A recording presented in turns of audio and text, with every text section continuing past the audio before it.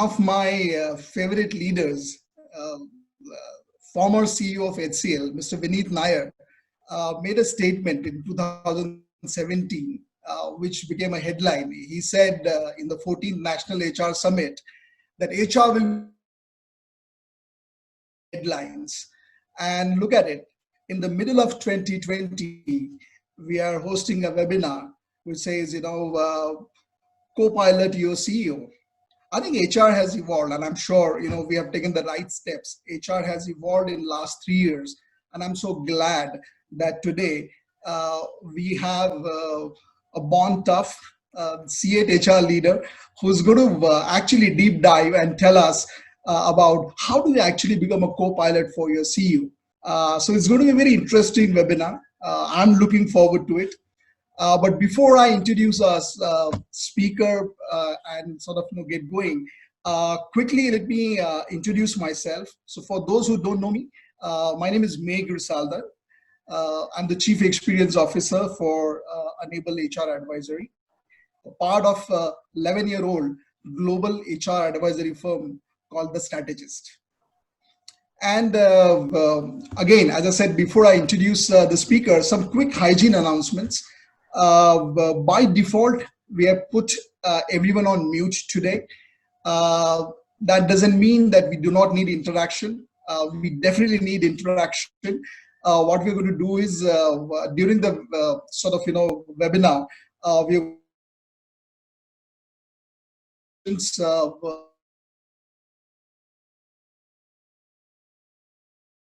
time. We'll take 2 breaks in between the presentation for a question and answer round. So interaction is the name of the game. We definitely want interaction to keep sharing your questions with the host, where you see the strategist. My partner in crime, Atul, is there, who's going to help me, line up these questions for Abhinav. And second thing is about the video. While videos have been disabled, towards the end of the webinar, so that we can capture a lovely memory. And last but not the least, I request for a better and engaging experience if you can use your one device to log in for the benefit of all. And now, ladies and gentlemen, please join me in welcoming Mr. Abhinav Opportunity Srivastava. Yes, I spelled it right. Abhinav Opportunity Srivastava, because he proudly says opportunity is his middle name.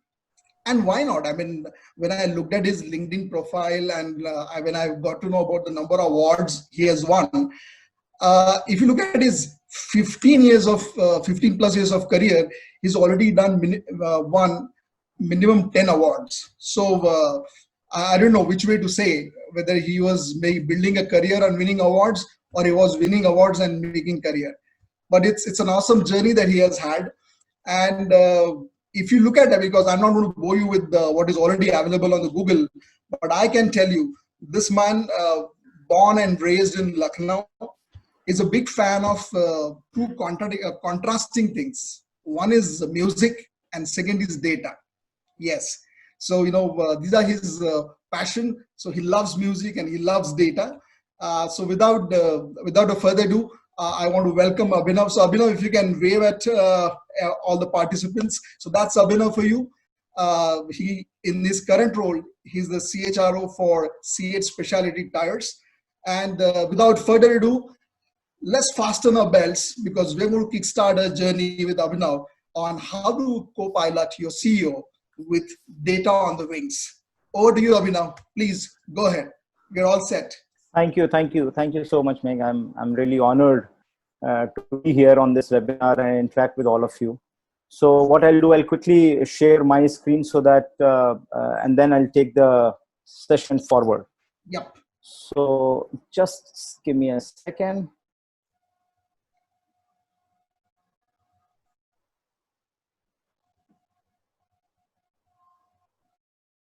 Okay, screen visible on your PCs? Yes, Abhinav, we're all set. Fantastic. So so first of all, thank you very much, everyone, for sparing your time to come here and to listen to my experience whatever I have done in my whatever little bit years of career so far. I don't know whether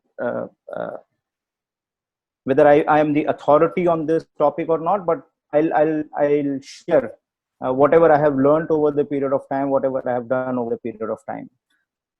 And when I'm going to take you through this entire journey of data and HR analytics, one thing is for sure, that whatever I'm going to speak is not the ultimate truth, and is not the ultimate way of doing things. This is how we did it and we got successful in it. Definitely there can be better ways of doing it. Definitely there can be more enhanced ways of doing it. So take it with that disclaimer at the bottom. So as a topic is that, why is it important to be a co-pilot? See, as we are moving into this entire COVID era and we are facing new challenges every day, the workforce is also changing, and every aspect of managing them is literally driving the leaders instinct. There's a significant impact on the HR function. There's a lot of demand from business, and it's been building up. And it is creating a lot of pressure on how do we break those traditional HR models, that traditional HR working, and come up with something new, come up with something which is more swanky, come up with something which is more need of the hour, come up with something which is more database. Because HR somehow has always been considered as a very touchy and feely department. I remember in my beginning of my career, it was told, that HR is all about doing those rangolis and doing those samosa parties and doing those ethnic day celebrations and things like that. But HR has also evolved, because one thing that the business has also understood, that problems, and especially when they are related to people, cannot be solved by a standalone function. So a production or a manufacture supply chain function cannot solve its problem, especially which are related to human beings, on their own. They need a department. They need people who are masters, or who have a better understanding of the human psychology, who have better understanding of how to deal with this so-called irrational creature called man. So, and this entire synergetic approach started to begin of solving problem, HR came into a lot of forefront, and it started solving a lot of problem for the business. This is must, that during today's era, that which is also a synonym to complexity, volatility, ambiguity, and as I said, COVID are going to redefine themselves. The problems are going to redefine themselves, and the solutions will also have to be redefined as well. Now, we can do it based on our guts, which we have been doing for so long, or B, we come up with a solution which is more logical, which is more rational, which is more acceptable, and which cannot be challenged. If it is challenged, it will always prove the way we want it to be. Because whenever we say people are motivated, people are happy, it's always questioned. Because being motivated, being engaged, it's a very subjective term. What I think about being engaged, someone else may not think the same way. What I think about people being happy, someone else may not think about the same way. So can we as an HR people come up with some mathematical model or some statistical modeling which says, boss, the happiness quotient of my people, and when I say 4 on 5, that means it is 4 on 5, and that means same to everyone. Now, because the board, the CEO only listens to number, it becomes difficult for people from the HR fraternity to talk that language. Because I remember my professor used to tell me that people who are scared of mathematics end up in HR. people who are scared of number opt HR. And which is also true, because whatever I've seen in my whatever little bit of years of experience that I have had, I have seen this statement coming true every time. And that is why it becomes extremely important for all of us to start understanding numbers, to start talking the language which a CEO understands. So it is important to become a co-pilot, because that is how we can drive the business. That is how we can help the CEO run the business, give him more data points so that he can take more data-based decisions. Number two, we also start talking the language of the business, which is number. So if I ask you to help me understanding a couple of these things, so if we can have that first poll, that how do you think an HR professional can become a co-pilot to the business? By providing meaningful insights, which is mostly data-based, or ensuring that workforce is motivated, or creating a blended learning framework, or is it by being an administrative expert?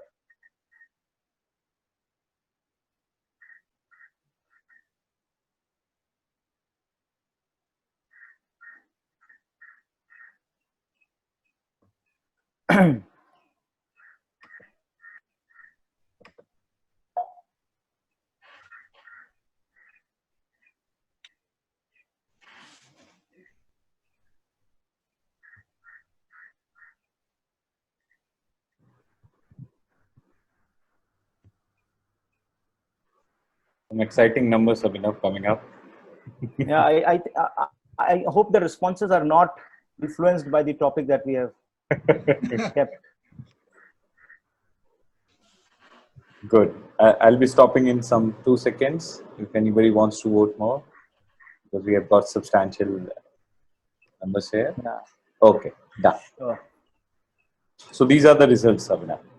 So 72% of the people say that providing meaningful insights, and 16% of the people say providing learning, which is a blended framework.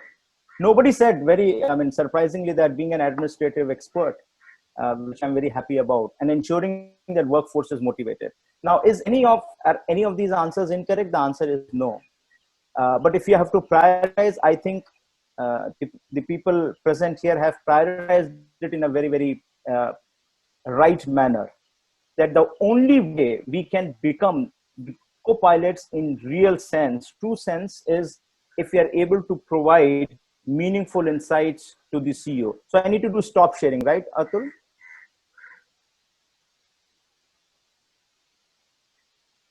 Okay. So let us see. Everyone will have to just close the window of the poll. Okay. Good. So as everyone agreed, you know that the only way we can become co-pilot is when we start giving good data points to our people. Now the problem is that HR, as I said, is a subject full of feelings, is a subject full of emotions. And there are a lot of people who have always told me that, why do you talk about HR analytics? Why do you talk about emotional subject? And the moment you bring mathematics to it, it becomes extremely, quantitative subject, and then it loses its emotions. To which I said, look, emotions, if they are backed by numbers, then they're heard all over the organization in same language. But the moment we do not have any backing of numbers, then different people interpret it differently. And that is when HR becomes a support function. That is when HR becomes a function which is only good for organizing all those events in the organization. So two things which are very, very important for any HR person, any HR professional, is to use analytics to provide good insights to the management, and number, maneuver the steering to upskill the workforce. Again, using the technology as an enabler, using blended learning models as enablers. MOOC is another way of ensuring that your workforce is always upskilled or not. So while I'm not going to talk about the second point in this webinar, I'm going to focus more on the first point, which is using analytics in HR and making it more, giving HR more credibility into the system.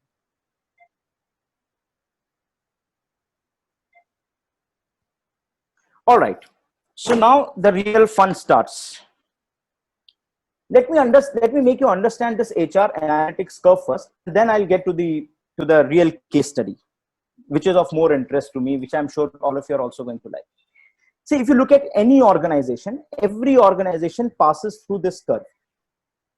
Initially, an organization is at an analytical laggard stage. When we're talking about organizations at an analytical laggard stage, we are talking about organizations who are mainly into ad hoc HR measures, who are mostly into creating those attrition reports, or creating those MISs, that how many new joiners have been there in the organization in this month, or how many exits have been there, and things like that. Who are benchmarking, who continue doing benchmarking, that what is my competitor doing, what is their attrition rate, what is my attrition rate.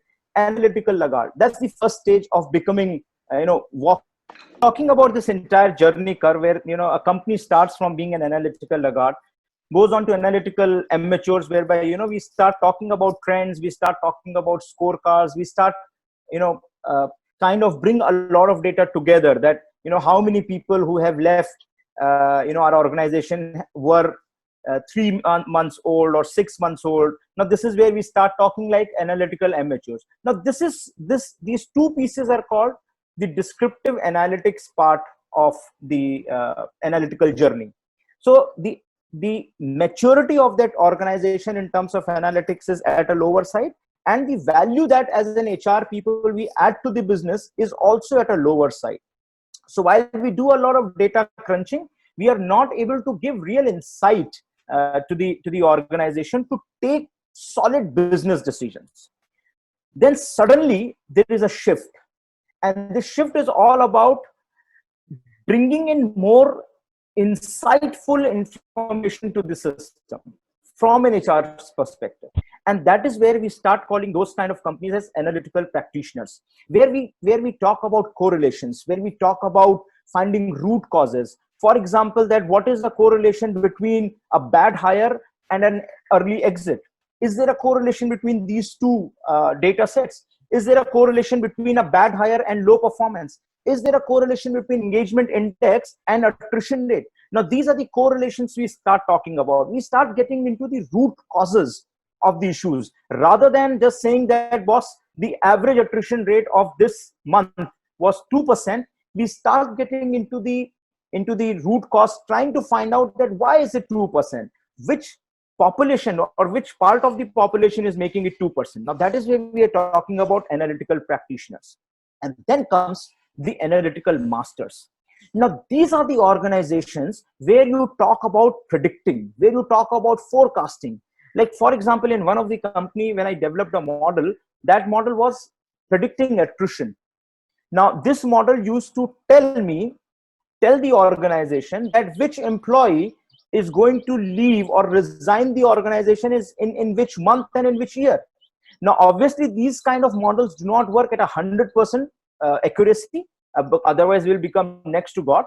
But this model runs at a good accuracy rate of 70% to 80%, which is still a very good number, because if you know beforehand that here are my high potential who have or who may resign in the coming December 2020, then I can work backward and I can try and see how we can retain them. Now, that is where the forecasting part, that is where the optimization part of the entire data and of the entire processes come into the picture. And that is when the company becomes analytical masters. Now, for analytical practitioners and analytical masters, the maturity level of analytics is extremely high, because you not only need to have good skills to do the analytics, you also need to have good will to do the analytics, because a lot of companies do not have the will to do analytics as well.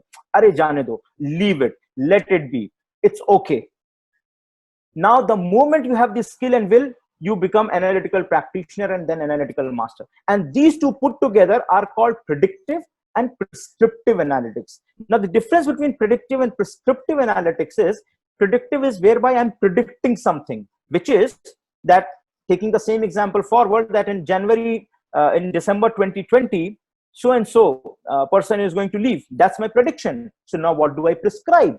I prescribe that looking at his data of last 5 years, this guy needs to be promoted every second year because he's a high flyer. He's a high, potential person. So let us now try and find out, either we give him a role change, we give him a job change, we give him a BU change, whatever we want to give. Now, that is when we start prescribing. Like a doctor, we start telling the organization that these are the 5 things that we need to do if we need to sustain these people. This is called predictive and prescriptive. Now here, the kind of value that we add to the business is extremely high, and the kind of maturity that we have is very, very high. So this is the journey that any organization takes. You start with being a laggard, goes to amateur, practitioner, and then masters. Now, here is my second poll to all of you, whereby I want all of,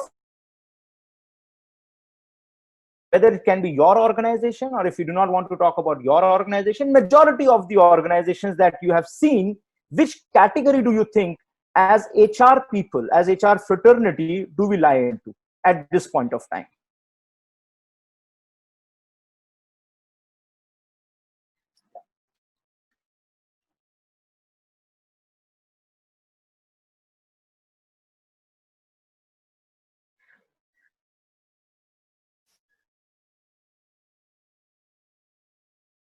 So that it gives you a reference point as well.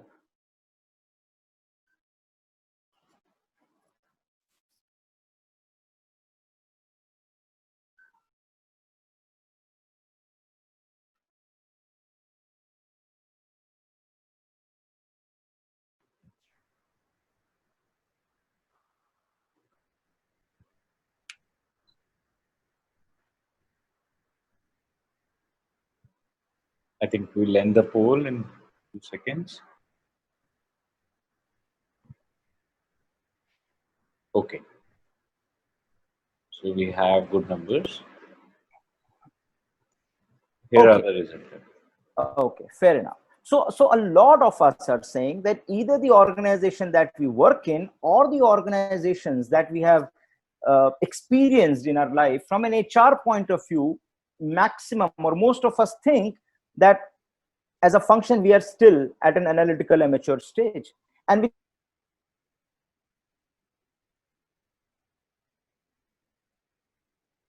cards, we're only dealing with, bringing some synthesis into the data. So here is one journey now that I want you to come along with me, whereby I'll take you from being an analytical practitioner to an analytical master. And how did we go about it?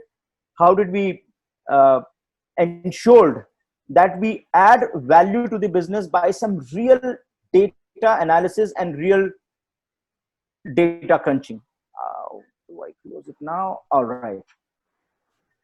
So first of all, very, very important word, and the most abused word in any management meeting, which is strategic. A lot of words come in our mind.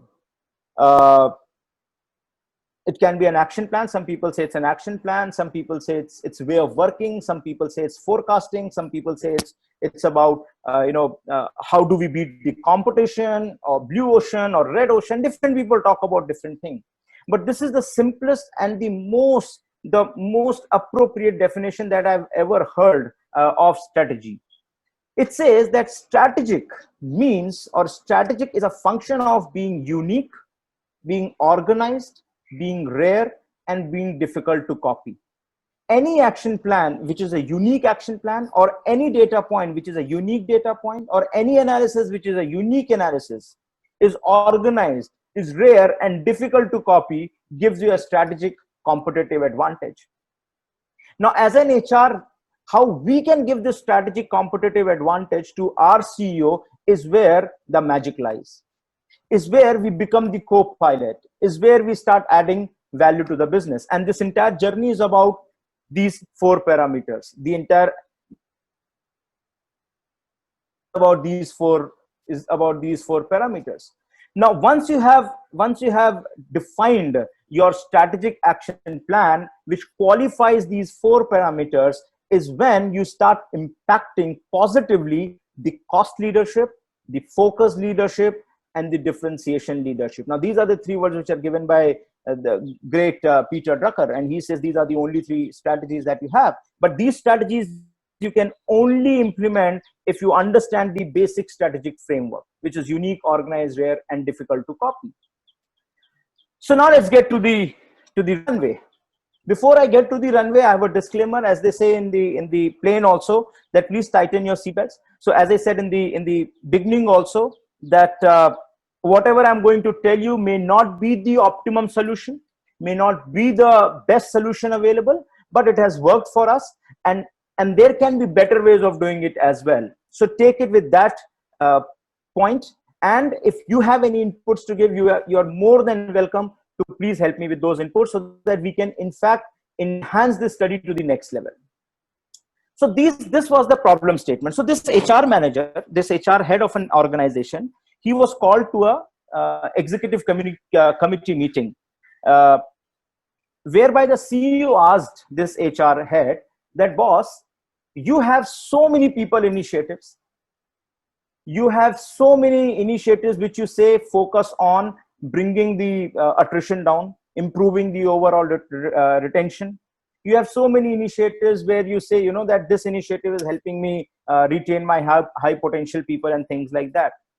He asked him 2 questions. First question, boss, too many eggs in the basket. We have to optimize the investment. We have to see how we can cut these initiatives down, how we can bring these initiatives down, because that was a time when the entire industry was in the mode of bringing the cost down, bringing the investment down.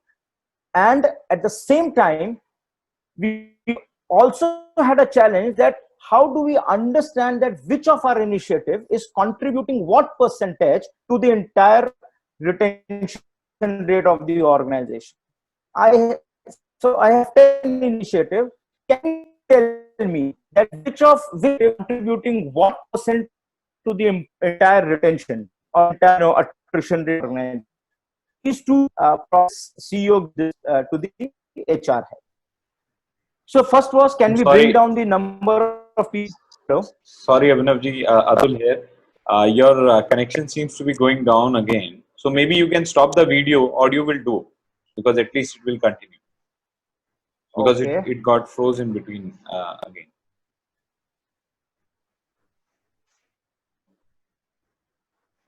Yeah. Okay.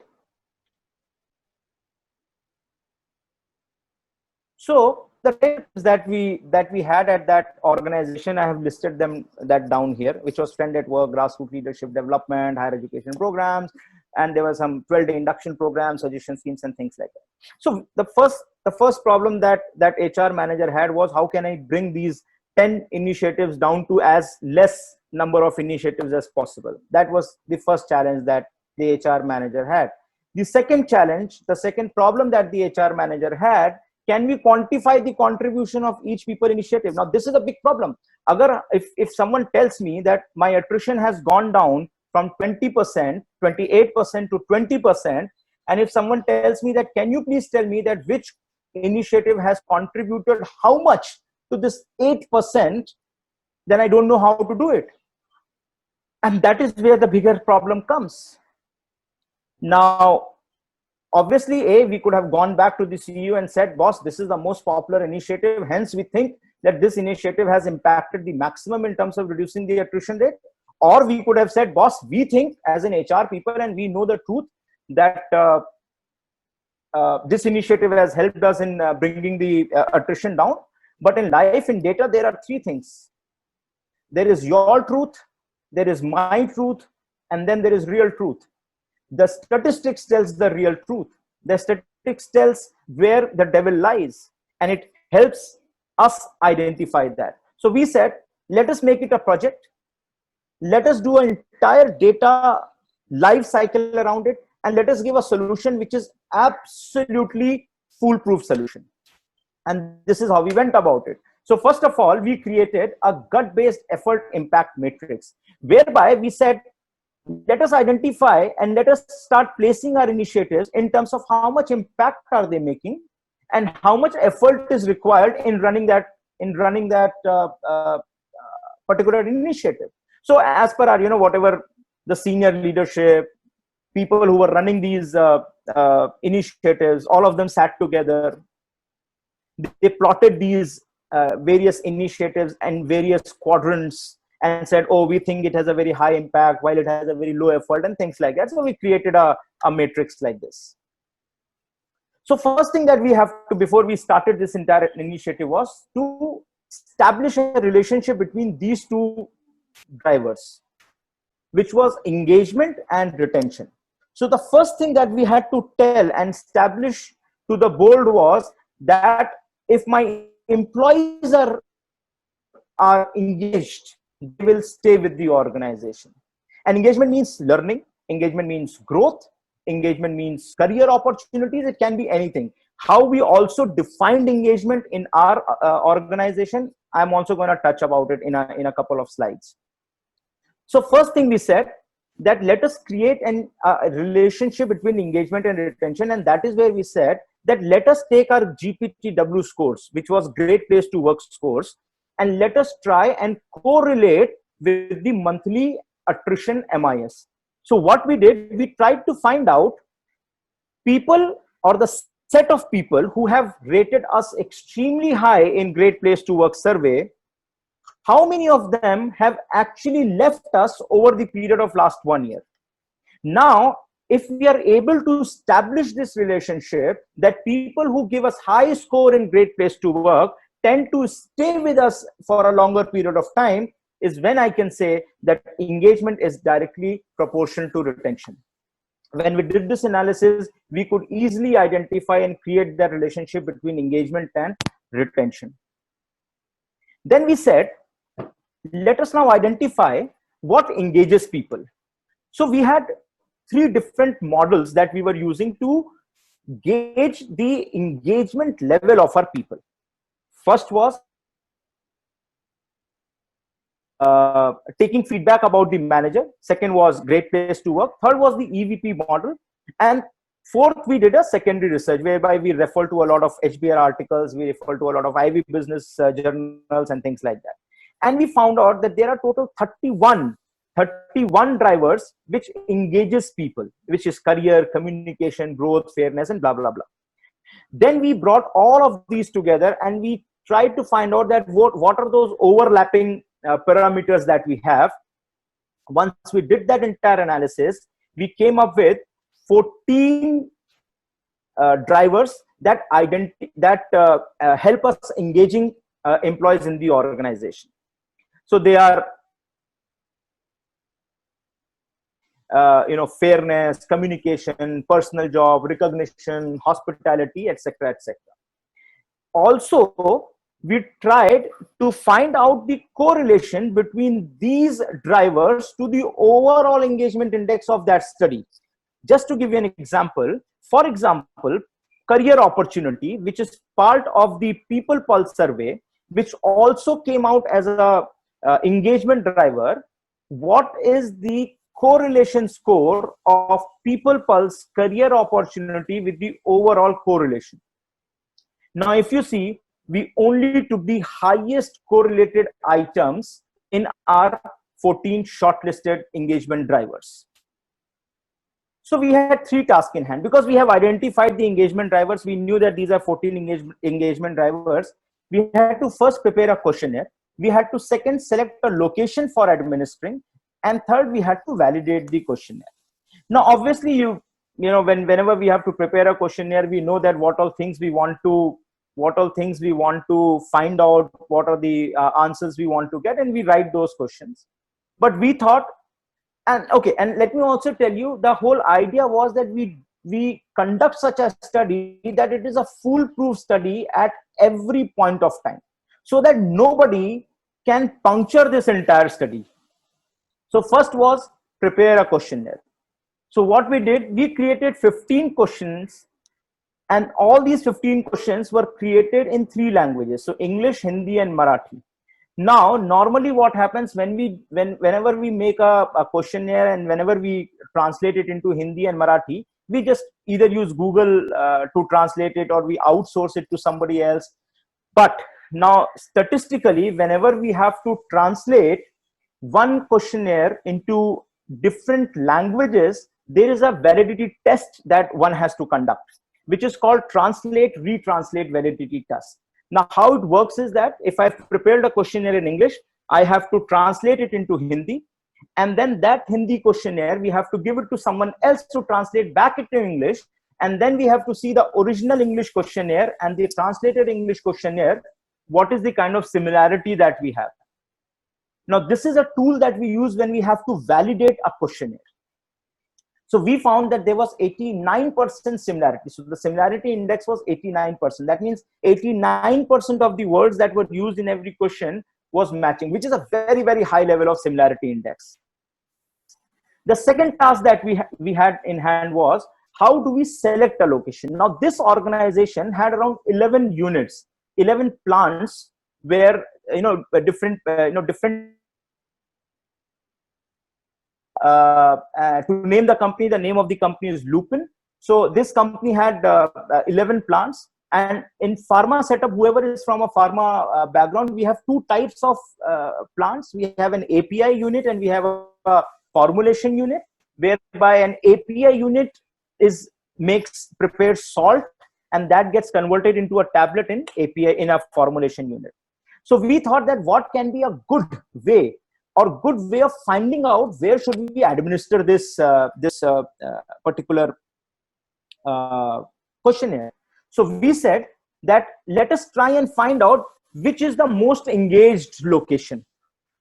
So we found out that location A, which you see on the left hand of the screen, the overall Great Place to Work score for 2014 for that location was 76.49, and for 2015 it was 83.4. On the right hand side, if you see, the mean score for that location for 2014 was 87, and for 2015 it was 86.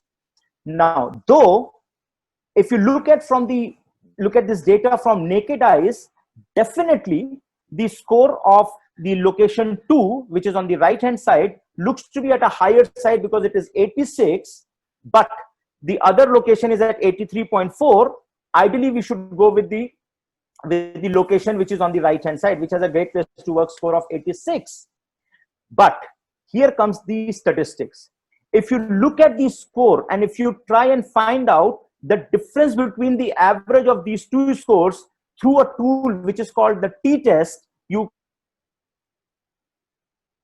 can difference between the mean scores of location 1 is far more than the significance decrease in the score of the location 2. Now, what t-test does, it tells you how significant is the difference between 2 average scores.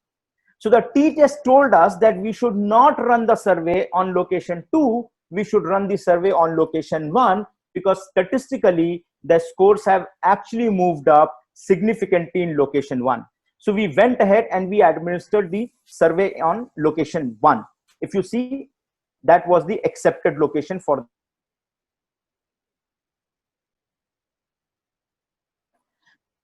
Now, if the questionnaire is not correct, the answer what we are going to get is not correct. Hence, the research that we are going to do is going to be not correct, is going to be incorrect.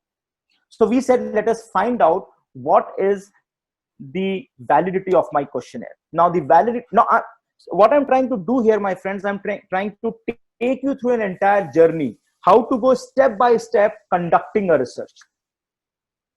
So we administered this question on a sample of around 68 respondents, and we tried to find out what is the validity and reliability of this test. So the validity is that my test want to measure. So if I want to measure the anger as a mood of an audience, it would only give me anger as an questionnaire, give me impression as of that entire analysis. While these 2 things are similar, validity talks about whatever I want to measure, it should measure only that. The reliability talks about does it measure the same thing again and again and gives me the same output again and again? So the way to find the validity of a questionnaire, so there are multiple ways of finding the validity, but we went ahead as an organization and we did face validity. Now the face validity has a scale, low, medium and high. So the first time when we did this face validity test, it came between low to medium. And the Cronbach alpha for reliability. Now Cronbach alpha is basically a unit which a number that you get once you run the entire reliability test. Now, if the Cronbach alpha is more than 0.6, is when you say that this questionnaire is a reliable questionnaire. But if the Cronbach alpha is less, that means you cannot go ahead and run that test or run that survey on your population. So from the content validity, we found that face validity is not meeting the expectation, and hence the reliability was also giving us very low result, which was 0.56. So we redesigned the questionnaire.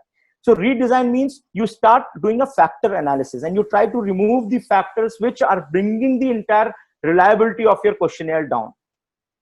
So once we redesigned the questionnaire, we again ran the survey, and the content validity, which was the face validity, this time went from medium to high, and Cronbach alpha went to 0.87. This similarity index went slightly down, where earlier it was 89%, now it was 85%, but that was absolutely fine.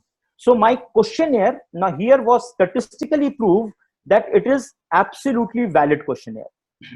So the plane was now ready to leave the runway because my pilot location was statistically proven to be correct. My questionnaire was statistically proven to be correct. Both of my tools were ready. Now I had to just take off. So for the final sample survey, we had to now identify the location. Second thing, we have to also identify whether the responses that we are going to collect are genuine responses or not. Because many people may tell that, boss, study you have done, I agree with that. But the responses that you collected, people didn't understand your questionnaire. People just randomly filled that questionnaire. People just gave you answers like that. Because if someone has to puncture the study, someone will come up with different ideas. Is when as an HR analytics person, one has to be very, very thoughtful and has to forecast what kind of questions that can come to me when I'm presenting this study. So I had to guard this entire questionnaire. I had to guard the pilot, and we had to also guard the responses that we get. So what we did, first of all, we ran this t-test on 11 locations that this organization had. And based on that, we found out that 4 locations is where we are getting a true t-test, and we can go ahead running this questionnaire on these 4 selected locations. Now, what is the number of sample that we should go ahead with? Because people may say that your sample size was not correct, you met very few people and things like that. So then we ran, through a formula, we found out what should be the correct sample size. So we took the total confidence rate of 95% and error rate of 5. And then when we ran this entire formula on a total population of 2,832 people, we found out that if we are able to generate responses from 198 people, our study is going to be a foolproof study. We can extrapolate the result of this study on a larger population.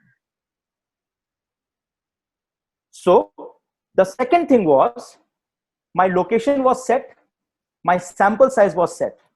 Now my third challenge was, how do I find out that the responses that I have collected from the audience, from the people, are genuine responses? How do I find the authenticity of the responses? How do I know that people have actually read my survey and have then responded to my survey? So for task correlation tool, which is also known as test of randomness. So we tried to find out whether the subjects have given the answers and is there a proper pattern to the answer, or are the answers being filled randomly? Either we have filled 1, here we have filled 3, here we have filled 5. So we found out that there is a high ICC in terms of the responses that we have collected. Now ICC is also on a range of -1 to 1. More it is toward 1, the better and the higher chances of the responses being authentic are. So our responses were also settled. So our location was settled, our questionnaire was settled, and the responses was also settled. Face validity for questionnaire, Cronbach alpha for questionnaire, translate, retranslate for questionnaire. So all the three things were settled. What you see on the right hand side on your top, the locations, responses, and survey, everything was authentic, everything was statistically proven. So that means now nobody can challenge the results of this study. Nobody can question. And then this was the final output that we got. This is called the regression line. This is called the regression equation.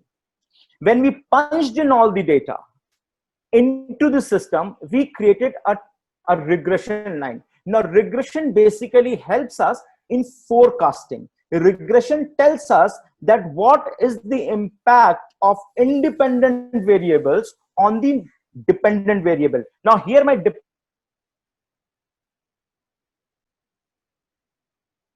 various people initiatives that we were running in that organization.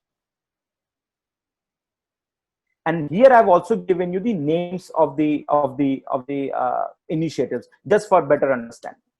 Now, the best part of this equation was, if you look at the initiatives which I have highlighted in red, now those are the initiatives which are having a negative impact on retention.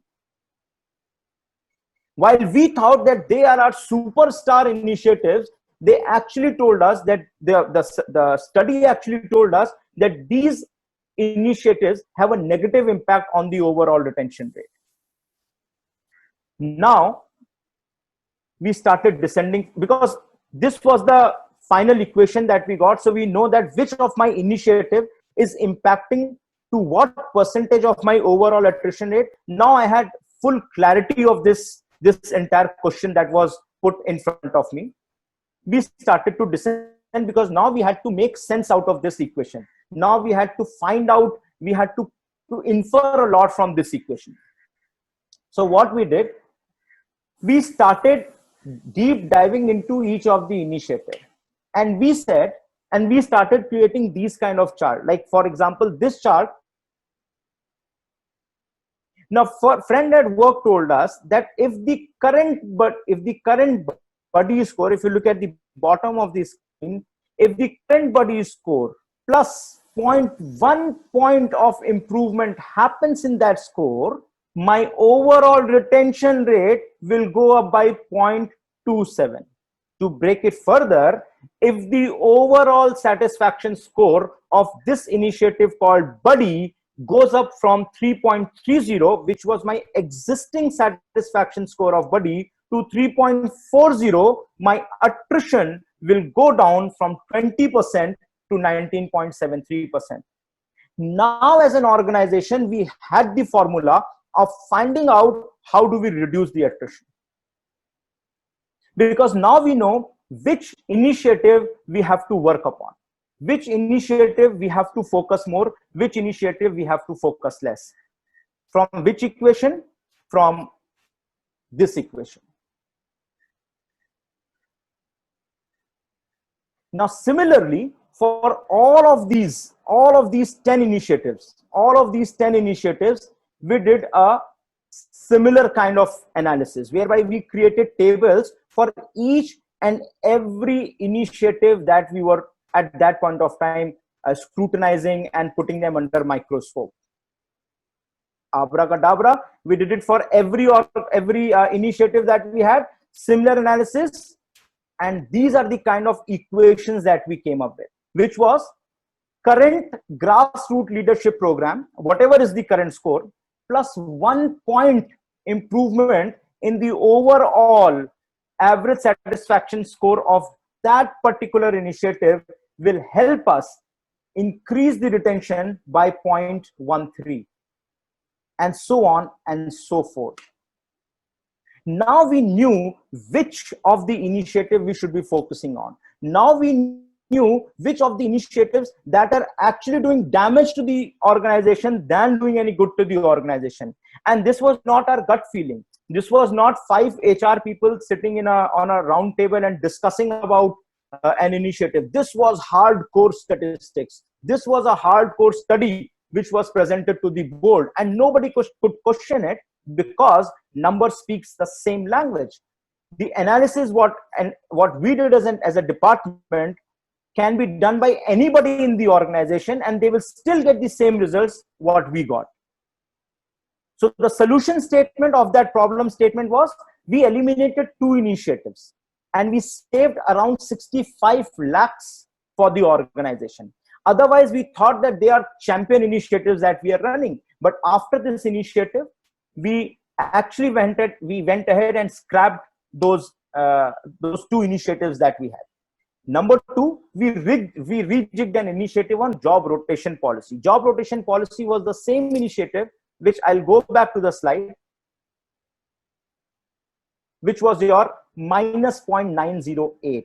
So that means this particular initiative was causing more disturbance into the system. Now we went slightly deep. Now we are talking about the prescriptive analytics. Predict to humne kar liya. We did the prediction that if this particular initiative is bringing the retention rate down.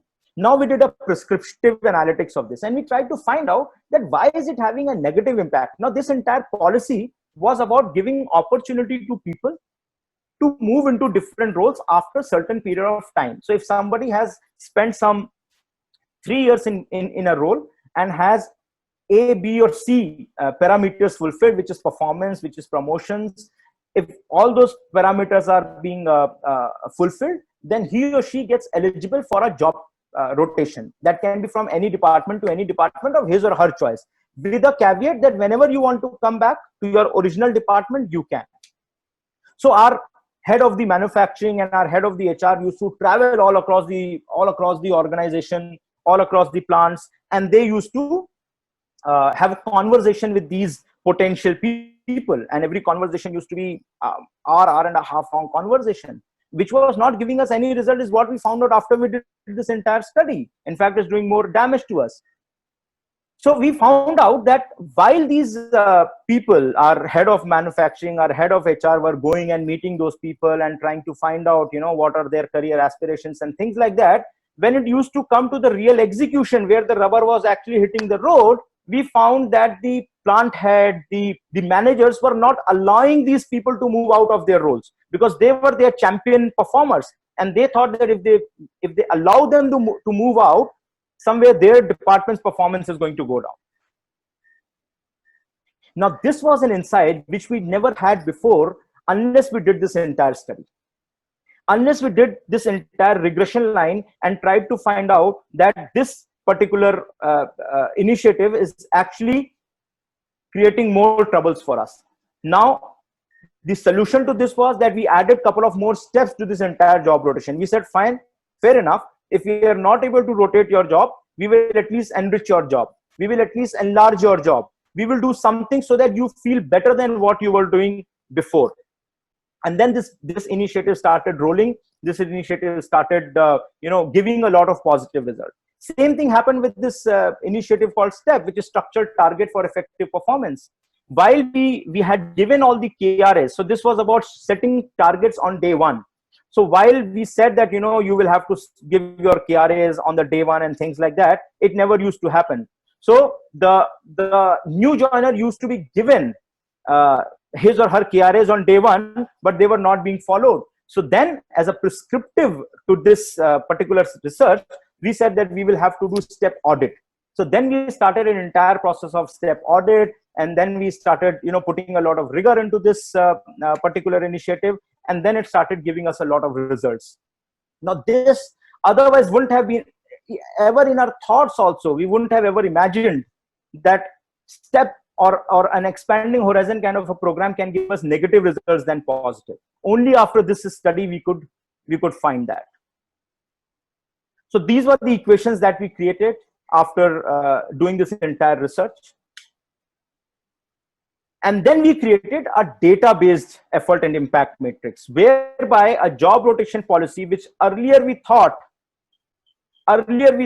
gives a very high impact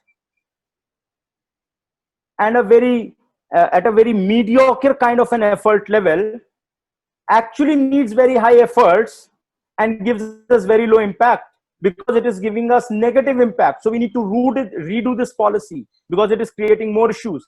Same thing happened with first time managers, because first time managers scores also came that they need a lot of effort, but the impact of that particular initiative was very, very low.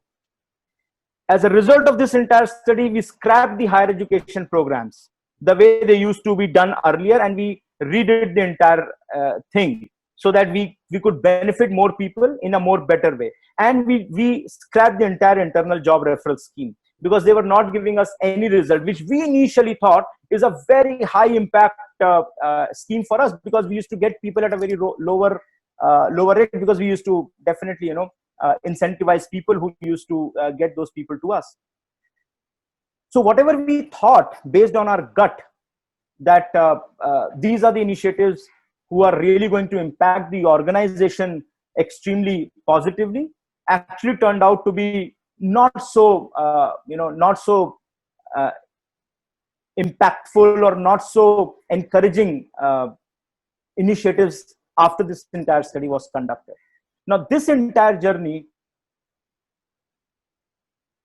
step by step, putting logic, mathematics to my HR as a process, create mathematical models, and then come up with a study, with a research, with an output which is not gut based, which is not touchy and feely, but which is more hardcore, which is more solid, and which talks the language which the entire board, the entire senior level people understand. So this was the entire journey that I want to take you through, because I thought, instead of giving a gyan on what HR analytics is and how we can use HR analytics to build our competence in the organization or credibility in the organization, I thought it would be a good idea to take all of us through a journey from beginning to end, and see how we can turn around an entire decision that otherwise could have been a very intuitive decision to becoming a more data-based and more structured decision. And that's where I just request all of you to think that how you can also use various mathematical models, tools, statistical concepts into whatever way you are doing, whichever processes you are handling, and making them more data oriented. Couple of more programs, couple of more analytics models that we did was about predicting the success of an employee even before he joins the organization. So can I predict that this employee who we are hiring is going to be a high potential in next 5 years or not? Or we also did as I said, a study on attrition prediction, how we can predict the attrition of for our organization and things like that. So there are multiple such mathematical models that we developed around various HR processes, which helped us taking a lot of database decisions while we were in the system. So that's it from my side. And again, I'm saying this may not be the best way of doing, but it works for us. And there may be a different way of doing this entire study altogether. So I'm more than happy and open to discuss that approach as well. Thank you. Abhinav, the landing has been awesome. We landed 10 minutes late, but landing has been just awesome.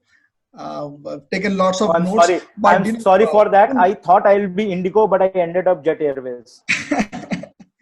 Atul, I'm getting lots of requests that at least pick up 2 or 3 best questions that we've shortlisted. Yeah. And we'll just wrap up. Maybe pick up the 2 questions, and maybe, Sure. we'll respond to the questions on the email. So Sure. pick up the 2 questions and then we'll wrap up. Yeah. So maybe Abhinavji, you can stop the sharing part of it, and we can by the time everybody comes and we have that picture, I can ask. Sure. So the first question coming your way, sir, is very simple. After people have gone through and seen a lot of mathematics on the slides and a lot of data points, so people are saying, do we have to be PhD of maths and stats to do the HR analytics, or there are some off-the-shelf tools, or Excel is enough for us to start with, kind of? See, I'm a commerce graduate, and so I do not have any PhD or anything in mathematics. And I personally think that if you know Excel well, that's more than enough for us to do, especially in HR, to do these HR analytics thing. Because honestly speaking, in HR, we do not have big data. In HR, we only have small data. And for handling and crunching that small data, I think Excel is good enough. And the second thing, which is more important, is understanding of basic mathematics, which is our class 12th mathematics, statistics, and logic of HR. So the moment we are able to marry these two together, I think HR analytics can be easily done. We don't need to have a PhD or a graduation in mathematics. And it's also about interest. Okay. Second question, I think very related, that that graph which you showed, or the curve which you showed, somebody has asked that does the maturity or the focus of organization also decides that what kind of analytics model you can use? Because these are time consuming models, this require high skills, and it might require a lot of data crunching, lot of people to opening up for data. So does that also defines the kind of models you can use? So I think it goes hand in hand, and it's a vicious. In fact, it's a virtuous cycle. I should put it that way.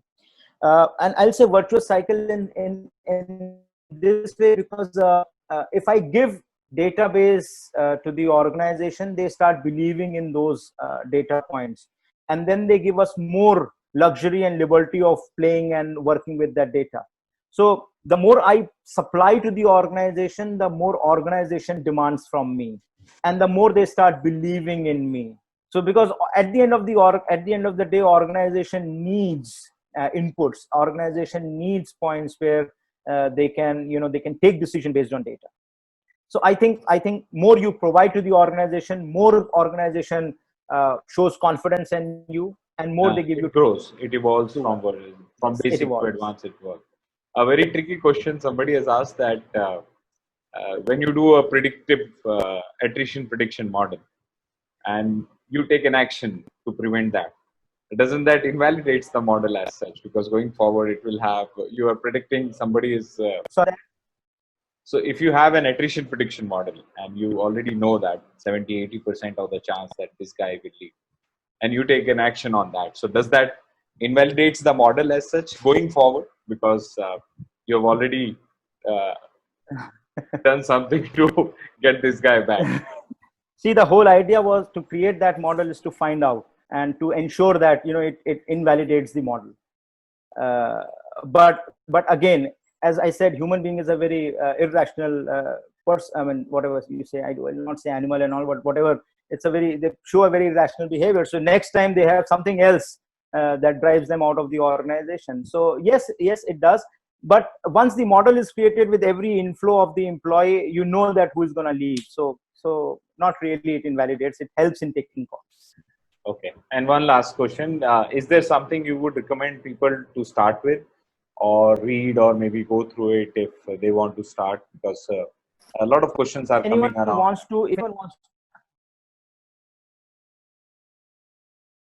Anyone wants to really get analytics? First of all, I say that read class 10th basic mathematics. Apart from that, there are authors who have written books, like Dr. Jack Fitzgerald is one of them, who's near in HR analytics.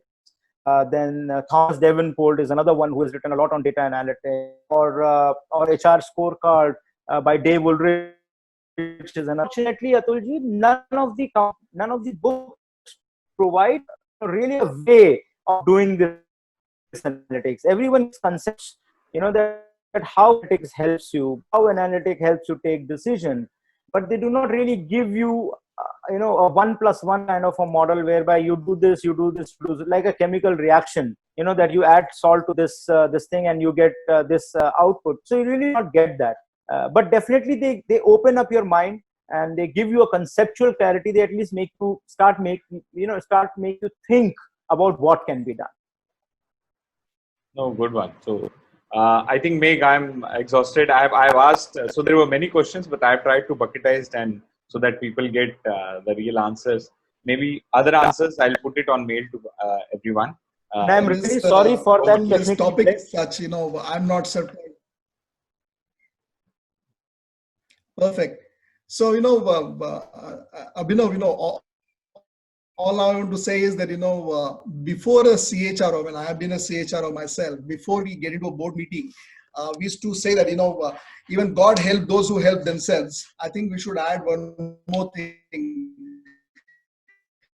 Those who help themselves and have data, because then only you can, you know, make this most impactful presentations which are unquestionable. And I'm glad that, you know, the way you've explained the whole is very, very impactful. You know, so I request everyone to turn on their videos so that, you know, we can capture a nice memory as I thank Abhinav. So Abhinav, once again, thank you so much for, you know, showcasing a case, gives a glimpse of, you know, the power of data. It's been an amazing journey. Thanks to all of you for patience, those interesting questions has been really helpful. And I'm very sure that, you know, what we heard Abhinav say and some of the tips that he gave, these are going to be very, very insightful and come very handy in today's text. So before we hang up, you know, just want to sort of, you know, announce what's coming up next. I mean, I've been saying this for last 2 weeks, and I think some of you will have smiles on your face when I say, you know, Sher Aaya. I've been talking about the storytelling for quite some time. But yes, we've now, instead of 4 p.m., there would be a change in the timing because some of you already hit the road, some of you will be in office. So we got some feedback that, you know, how about changing to make it closer to the lunchtime? So we will push it to about 2 to 3. But so happy and thrilled to announce that the next one coming your way is about the storytelling. And the faculty, the speaker is going to be none other than nation's and my favorite storyteller, Mr. S.V. Nathan, the partner and the Chief Talent Officer for Deloitte India. He's going to be here with us next Friday. So stay tuned. And as I say, you know, make the wonderful evening out of this Friday. This has been an amazing journey, and we shall see you soon the next Friday. And I'm sure that, you know, some of you are going to start the work from 1st of June. So hit the road. And as Abhinav said, you know, use the data so that, you know, no one can question you when you present it. So thank you so much. Have a good evening ahead of you. Have a lovely weekend. And we shall see you soon next Friday. Thank you so much.